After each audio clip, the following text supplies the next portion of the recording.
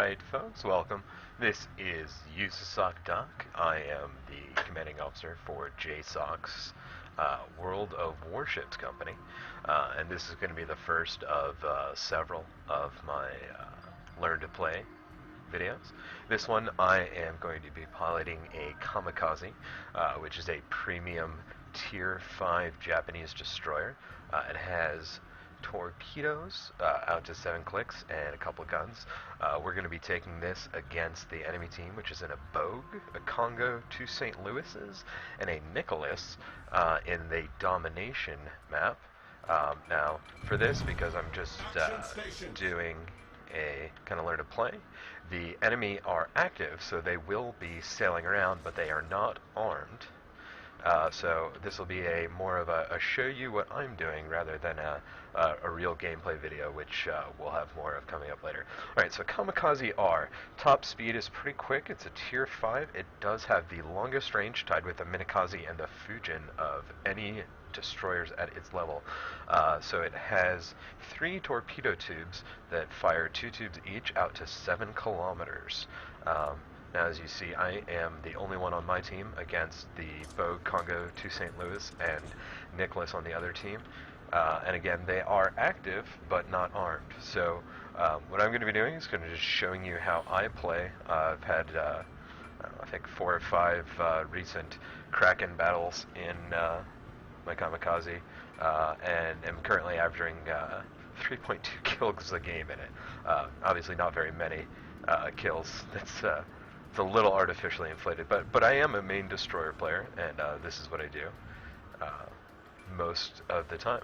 I dabble in cruisers and whatnot. So as you'll see, I'm going to sail up the middle. The detection rate on the Kamikaze is right at 5.1 clicks, as you see. Yep, I'm detected right there. There's a Nicholas coming in at me.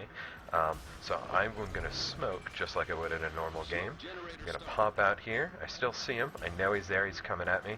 So even though I'm in smoke, I'm going to go ahead and launch 2 salvos of torpedoes. Now, if you looked, I switched those to widespread. So we're not sure if those are going to hit him necessarily. They're a little bit just to scare him away. I'm going to launch some guns out at him. Get him to turn. There he is. He did turn right inside. I'm going to launch that last set that I saved for him, and then start peppering with guns.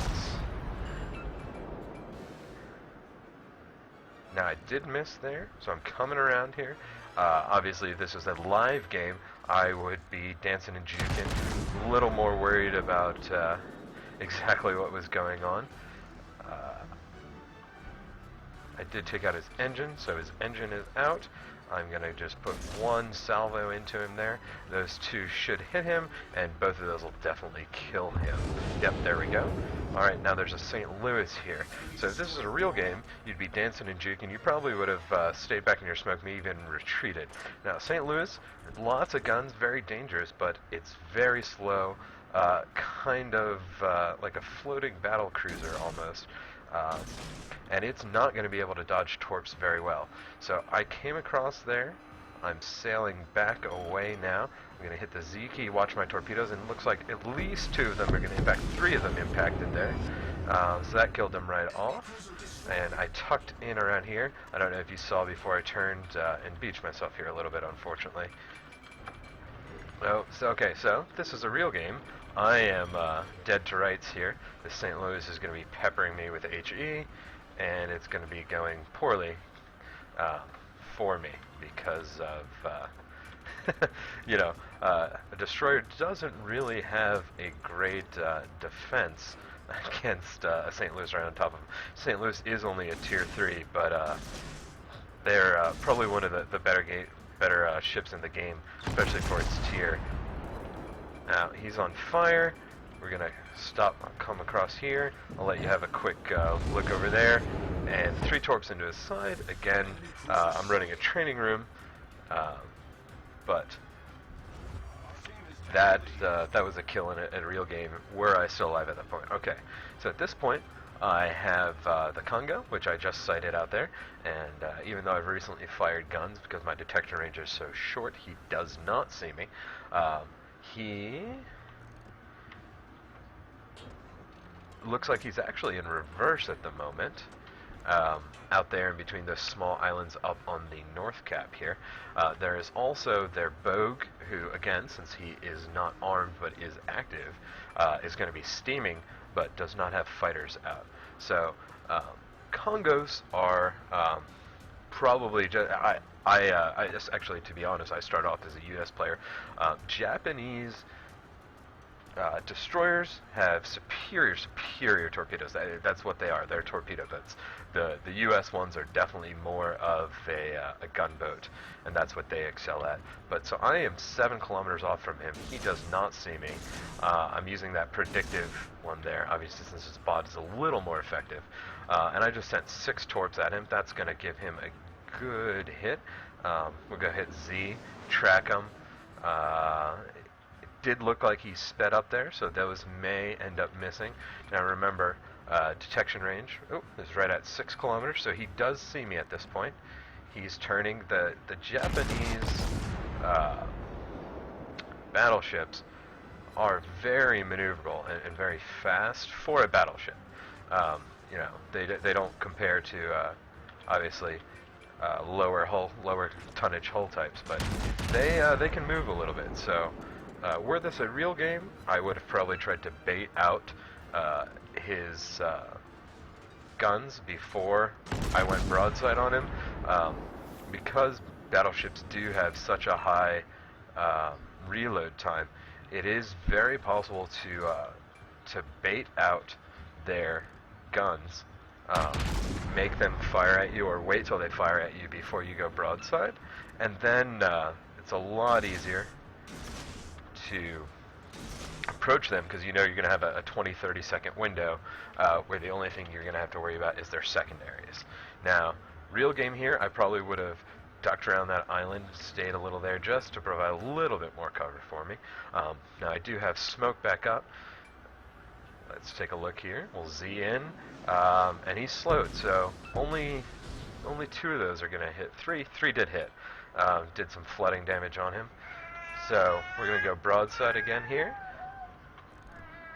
If you heard my son in the background, he likes that idea. He likes going broadside. He's an aggressive player just like I am.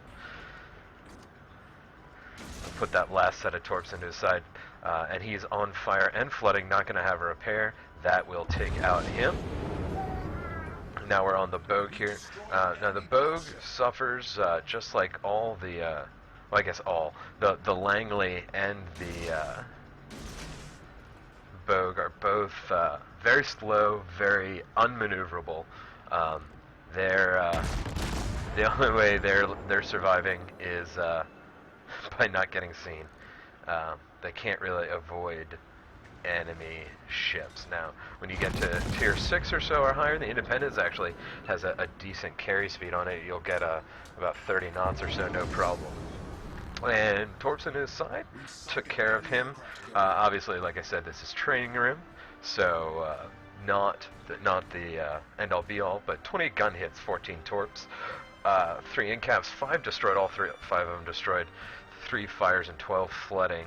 Obviously, team score, there is none because of here. But let's go ahead and take a look at damage here. 14 torpedo hits, 135,000 damage just from that. All told, looks like about 150 or so thousand damage. Obviously, I had the benefit of them not shooting back at me. My top damage game is about 147,000, and that was in a kamikaze as well.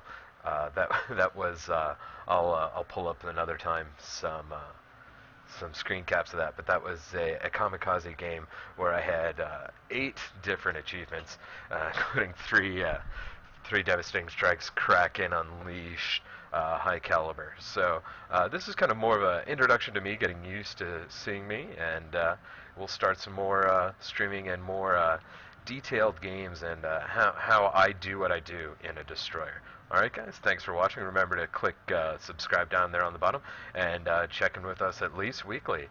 We'll have a new World of Warships video for you.